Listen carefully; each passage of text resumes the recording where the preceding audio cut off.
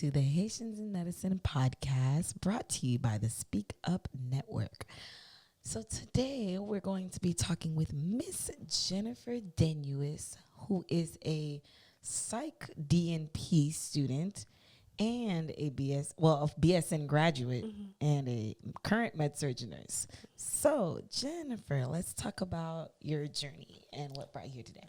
Okay, so growing up, I always really wanted to work in the medicine field, the healthcare field, really. At first, I wanted to be a pediatrician, but throughout my journey of going to Lagos Middle School and West Boca High School, which had like a medical academy, I was able to shadow healthcare professionals and stuff like that, and I just fell in love with nursing. The type of person that I am, I really just like being able to connect with people. Yeah, and even if it's not long-term, just fostering those relationships, being able to see them and care for them at their most vulnerable moments. I just really liked and appreciated that, the art of nursing over, come in, hello, how are you, come out, you know what I mean? So yeah, that's why I wanted to do nursing, and nursing is just such a really big career to have. Like, you can do anything with nursing. It's really it's very versatile. You can do flight nursing, drama nurse. You can you can have your doctorate. You can do legal nursing. You can literally do so much, and there's so many different certifications that you can get. So yeah, just the long-term benefits, the security that you have with the job, and just how rewarding it is what made me really want to go into nursing.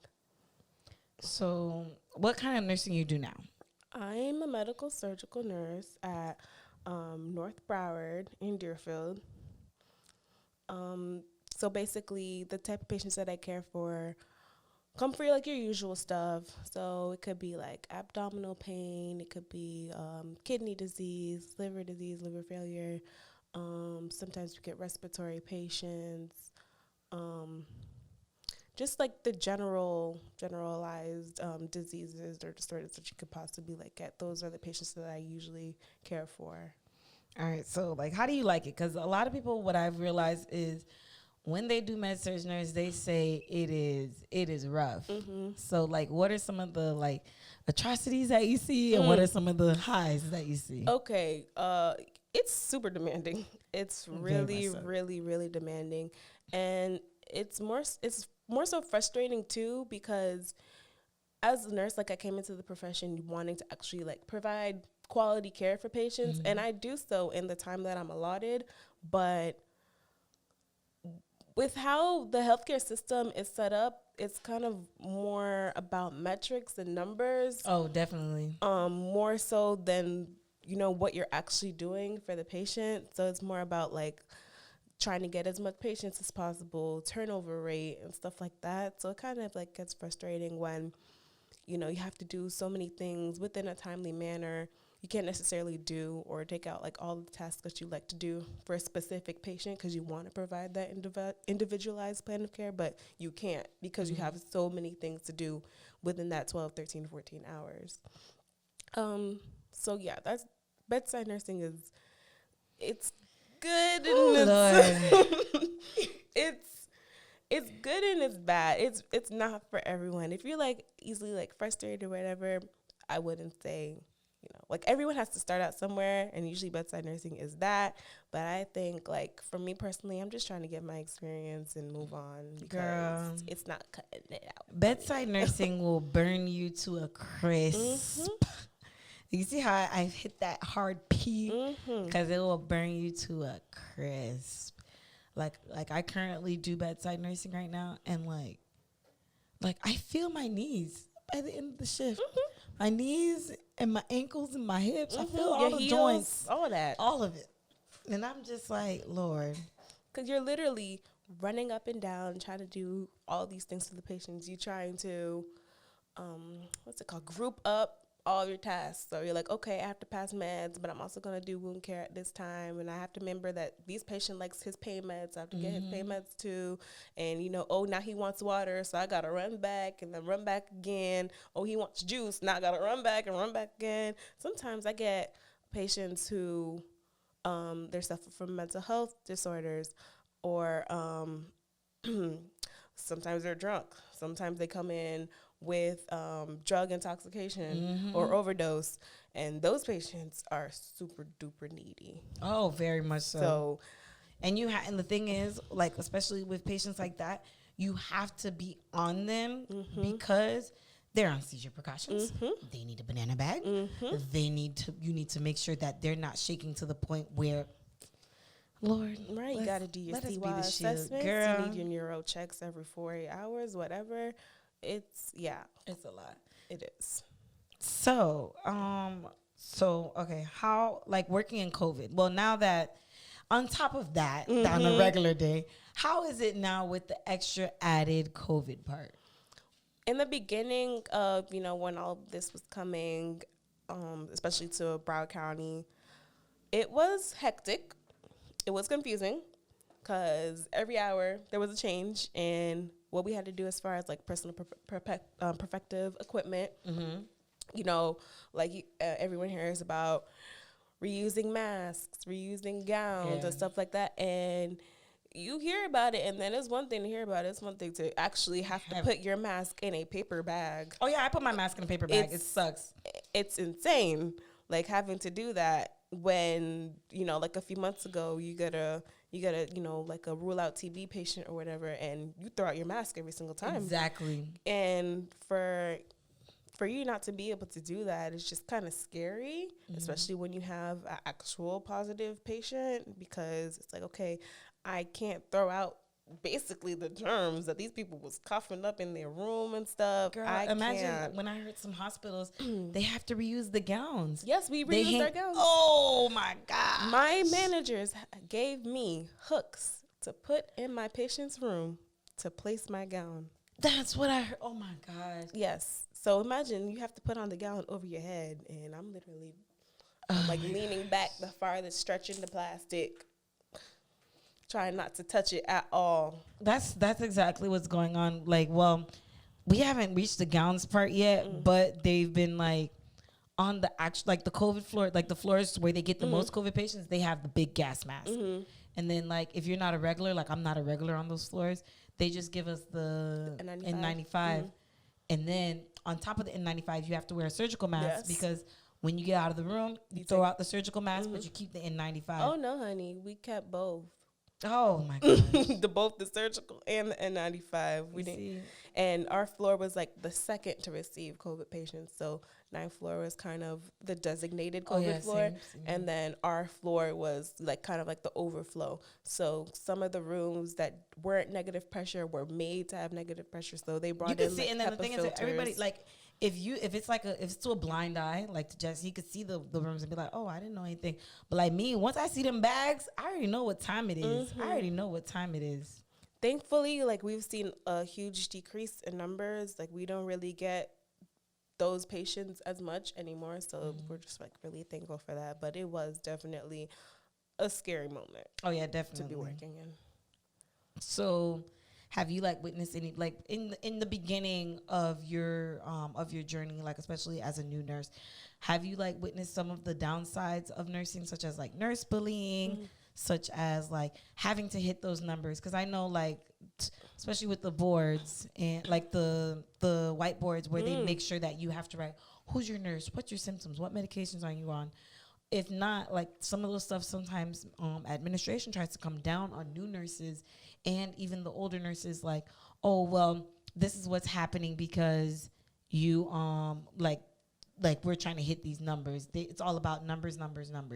So like, tell me some of those downsides, especially being new in the field, like a year later than when you first started. So when I first started, it was kind of insane because on a med-surg floor, you can literally get so many different types of patients, and you have to literally be able to know what's going on with each of them, rather than like on a specialized floor, where it can just be like cardiac patients or neuro patients or whatever. But on med-surg, it's a wide variety of different patients, and there's different tasks that you have to do for each of them. So for me, I just had to like really write everything down, like my preceptor, whatever she said, I wrote it down. I'm so sorry. I'm not gonna lie. The nurses are pretty supportive. Like, throughout the day, they'll ask you, how you're doing. Do you need any help? Like, how are you feeling? Stuff like that. In the beginning, kind of once you get your own routine, they still ask, but not as often. I think like the biggest thing for me was just not telling myself to not rely on my memory, to literally write everything down, because I would I learned that the hard way. I'm perfectly fine. I'm gonna remember everything. Oh no, I forget to do things. I forget to chart things, like important things. So it's basically just about like setting up a routine for yourself. So when you're with your preceptor, the month or 2-3 months, whatever, that is your time to really set up how you're going to go about your day, everything that you're going to do, like how in the morning after you get report, how do you look up your patients? How do you write out your med schedule? All the little things, like they really actually make a big importance in how your day goes and just the flow of your week, really. But yeah, I haven't really experienced like bullying per se. Maybe, little comments here and there, or, just people like their personality kind of nasty a little bit. But I really I don't fault them, because I'm not gonna lie, sometimes when I come into work, I don't want to be at work. Girl, when you was talking about being canceled, when I got canceled on Thursday, ask Jesse. I came in here, I was happy as a clam. Right. I didn't need no shot, no nothing. I was being canceled, changed my whole night. When they call me at 5:00 and say, "Oh, you're being canceled," I say, "Thank you, Jesus." Oh my God, thank you, Jesus. Probably someone who feels me. People don't be, when I be saying I be canceled. Take all my PL. Girl, I called Jesse so quick. I said I got canceled, man. Yeah, especially since I work day shifts, so I have to be up. I have to be up pretty freaking early to get there, to be awake, be actually awake. I cannot. And then get there and be able to take report from the night shift who is done. They want to go to sleep. Girl, when it's night shift, when it's 7 a.m. and I be seeing people walk in, I be like, "Let's go. Here's your patience, baby. Here's your Cardex. This is Grab your pen. Let's go. Yeah, I could pull up, 6:58. I'm pulling up. I walk up to the nurse's station and I'm ready for huddle. And they're like, "I have your patients. I have your team." I'm like, "Okay. I just got here. Can I put my lunch down?" No? Well, all right. Let me just follow you. My God. Girl, you be there, bags in hand. Right. Like, okay, this patient's going to surgery today. Okay. I wish people could see us. Bro, I'm telling you, I be at work. Like, y'all just don't want to see me at work. I'd be so over it. I'd be over it. After 3, don't if you don't have chest pain or you can't breathe, don't call me. It's after 3. It's 3 a.m. What do you need? Close your eyes. I hate when patients, I told them specifically, "Here's my Cisco number. Here's my number. Please call me." They ring the call light. Like you ain't just reminded. I be quick like this. This number is a direct line to me. I will pick up. I be so quick right before I walk out the room. Don't forget my direct line. Direct line. You walk out 2 minutes later. Oh, who on the light? Your patient. You're so embarrassing. Oh my gosh. I'm so tired of people. But I still love taking care of y'all. Right. You're just annoying me. They're like just kids. They're just like kids. Now. So what are some of the hardships that people don't know, like that you had to face when you were in nursing school? For me specifically, I think it was just about me being so involved. Me being in having so many different hats. That was a little difficult. Nursing, it's more so like reading, repetition, and practice.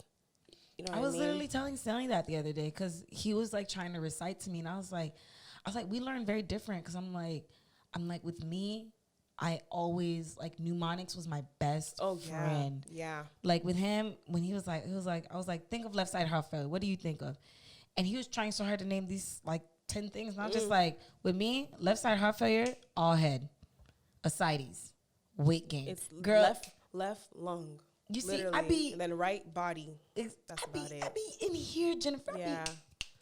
that's what actually helped me learn. I came, my freshman year, I found out the hard way. It's not no high school no more. You gotta actually study. Exactly. And that took me taking anatomy twice before I realized how to study. Like, you need to study, and that could mean reading the chapters beforehand, trying to or like at least skimming over it, trying to get a gist of like what exactly the professor is going to be teaching about, then paying attention during lecture. You have to pay attention. You got to write your notes, color code if you have to, or like write little silly stuff. Like, silly stuff will make you, well, for me, it made me understand and remember a lot of the material. Lenses. Like, yeah, like if it's a lot of, if it's a certain disease that has these different signs and symptoms or whatever, and you're trying to remember it, like if you could make up some type of funny song or whatever it is, that's what really helped me. Definitely. Also, some professors, they'll really go out and find resources for you to help you learn better. So it could be like videos, it could be like YouTube videos, or it could be videos that they put themselves. Oh, shout out to her. Girl, shout out to her. The best. She's amazing. Amazing. Shout out to her. Thank you for NCLEX. So and sometimes they be putting those little PowerPoint snippets or whatever on their test. So it's really important. If your professor is going to go out and they're willing to put up resources for you, worksheets, PowerPoints, videos, whatever it may be, actually use them, because you never know. You don't. And it may help you too, because it's different ways of learning. So it'll help you find exactly what your niche is. Definitely. So one thing that people don't know that we're going to discuss about is having TPS. How hard was it to be a university student having TPS, and what were some ways that you were able to overcome and get yourself through school with that? So getting out of high school, you hear about, I'm applying for scholarships and I'm applying for this and applying for that. I'm like, okay, cool. I didn't really know what my status was until it came just in case you guys didn't know, TPS means temporary protective status, and it's given to so basically after Haiti had the earthquake, what America did was basically granted temporary protected status to the people who were already here, or I believe those who were in the midst of coming, in order to just basically protect them from deportation and give them the ability to drive and to work, gave them a social security card, and it was basically at 18 months at a time. And after that 18 months it was up, if the government wanted to, you'd be able to reapply. So TPS is still actually a program for Haiti, which is really great. So people can still be able to reapply. I think actually now you don't have to reapply. They're just doing extensions. Okay. Yeah. So yeah, but the thing is with having TPS here, you don't have any of the rights like a permanent resident or a citizen would. So when it was time to, do my FAFSA and stuff like that, they asked me for my status, and I was like, I don't know. So I asked my mom, and she was telling me all the stuff. And I was like, oh, so that means I basically can't get anything from the FAFSA, basically. So there was no point in filling, I filled it out, and, of course, they told me, you're unable to. But thankfully, I really didn't give up. I knew how expensive college was going to be. I knew how expensive the books and all the other miscellaneous stuff was going to add up. And, I'm my mom's only child, but my dad has other kids that he was paying for tuition for as well. Is also, financially supporting as they are his children. So I was I'm really not trying to put this strain on my parents. So I really just went out and did everything that I could to find different, private scholarships or whatever the nursing school was, resources they were providing for us, little things like that. I went out and applied for all of them, and thankfully, I was able to get some of them. My dad did help out quite a bit, so thankfully, with all of that, I was really determined.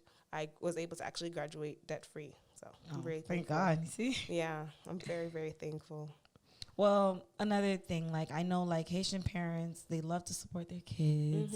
So what was your parents' role outside of supporting you financially to help you be successful? Okay. So my dad actually lives in Haiti. But like we talk very often. He'd always be pushing me. He still calls me Doc to this day. Like Oh he my didn't gosh. even know. Like he just called me Doc because of my wanting to be a pediatrician. Like I told him I want to be a nurse. I'm like, eventually I'll advance in my education. But he still said he called me Doc. And well, Oh my gosh. thankfully it's gonna be happening, August 2023. Yes, thank you, Jesus. Soon come, soon come. But my mom, I live with my mom, and I like words can't describe how she was there for me, and is still there for me. Like this lady, if I'm studying and I'm still up at 2-3 o'clock in the morning, sometimes she would stay up with me. She'd make sure that I had lunch. She'd cook for the week, and she'd actually put them in the bowls and everything. She'd do my meal prep.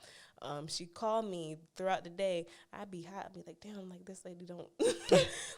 like she just called me before we started, Oh my gosh. asking me where I'm at, how I'm doing and stuff. And I'd be feeling so bad when I step at her. I'm like, I'm fine, Mom. But it's just like the little things that I realize, like I appreciate her so much, because she's really just always there for me. That's my dog. So what contributes to your success? What would you say? Like, my parents, for sure. I'm very grateful, even though there have been a lot of different hardships, and there still are, what they've instilled in me is the reason why I am the person that I am today. Like, if my mom didn't always tell me, like, after God, it's education, I would have never. My mom tells me that every day. I would have never, actually believed after God comes education.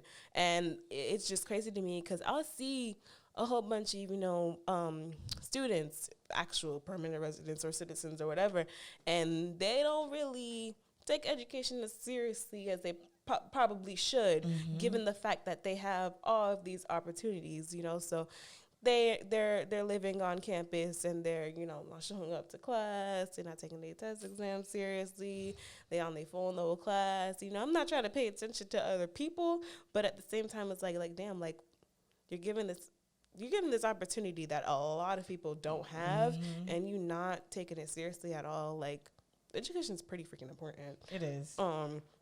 So yeah, what they've taught me and what they've made sure that I should know is important is definitely like what contributes to my success. Definitely. So what is something that you would have done differently throughout nursing school? Yeah, not even throughout nursing school, throughout this whole journey to get where you're. What I would do differently? Whenever people like ask me questions like this, you always want to say like, I wouldn't do anything differently because the past shaped me to where I am now. Like, no. Oh gosh. For me, yes, my focus was definitely always on school, but because of my many hats, I did, allow some things to slip beyond my hands when it shouldn't have. So, grades were lower than they could have been because, I was focused on school, but I was also focused on this org and that org and that org and all these, committees and work and stuff like that. So I think that for me, like, I would have just tried to focus more on school or prioritize my time a little different. I felt like you were doing great. I felt like you had great time management. There's always room for improvement. Yeah, that's what I was saying. There's always room for improvement. I think if I had actually went out and planned my day, or at least planned my week in a way that this is sole time for homework, sole time for this. I know I have this event, so I need to do everything right. You know what I mean? So I'm not submitting papers or assignments at 11:58 when it's due at 11:59 because nobody wants that stress. You know what I mean? That's unnecessary stress, and that's not good for your body at all. So, yeah, I think just managing my time more wisely. I love all the orgs that I'm involved in. You wouldn't have done differently. No, yeah, like those orgs, yeah, like no, I wouldn't have done nothing different. But just as far as like my schoolwork and what everything else that I had going on, I definitely would have just been able. I just wanted to plan a little bit more. Yeah, understandable. So, what advice would you give to nurses similar to you, or nurses trying to be like who look up to you? Oh wow, look up to me. Made me feel like I'm Beyonce. I'm letting y'all know Jennifer was the wind beneath one of my wings. My wings was falling down like this. Jennifer was like, "Here's some wind." I try to help out where I can. I really do. If I have the time for it, like I will do. If you need my help and I'm able to provide it, I'll do it. You know what I mean? I guess it's just really just the type of person that I am. But as far as advice, obviously GPA is important. Yes. C's do not get these master's degrees. Okay. You need to keep your GPA high because as you advance in your education, the classes get smaller and smaller, which means the slots get smaller and smaller. Okay, so you need to be able to make sure that you're able to compete with all these other people that are going to be going in the same program as you. So, and with my program, like some of it is online. So there are people from other states too that are looking into going into this program. So you have to just make sure that you have to stand out above all the rest. So GPA is obviously important. What you do during your undergrad is obviously important too. So, like, I'm not gonna say, people who go to school and go home is lame or whatever, but hey, you gotta make what you can of undergrad. I'm letting you know right now. I do not regret. Right, you really have to make it be a great experience, and the only way you can do that is if you get involved. Find something that you like. There's so many different orgs over there. Like at FAU specifically, there's over 300. Yeah, there's over 300 organizations that you can join. So like and beyond like fraternity and sorority, like there's intramural sports. There's BSU. There's NCNW, Women Empowerment Club, Columbia Creole. That's just to name a few. So you have the cultural orgs, then you have the political orgs, you have the service orgs. There's just for fun orgs. I had seen people playing with swords on the lawn, and the people who do the Harry Potter game, right? Quidditch. That's an org, you know what I mean? And that's something that you're involved in. It's also a way to relieve stress, just like be yourself too. So why would you not do that? You know what I mean?